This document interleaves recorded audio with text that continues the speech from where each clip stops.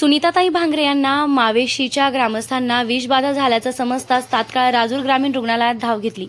अकोले तालुक्यातील मवेशी येथील कारवांदरा येथे हळदीचा कार्यक्रमात 200 लोकांना विषबाधा झाली। आज लोकनेत्या सुनीताताई भांगरे यांनी राजूर येथील ग्रामीण रुग्णालयात रुग्णांची भेट घेऊन चौकशी केली। राजूर ग्रामीण रुग्णालयातील 10 रुग्णांना डिस्चार्ज दिला असून अजूनही 22 रुग्ण हॉस्पिटलमध्ये उपचार घेत आहेत। रुग्णांना सर्व प्रकारची मदत करण्याचं सांगितलंय। स्वराज्य माझासाठी संपादक आबासाहेब मंडलिक, अकोले, अहमदनगर।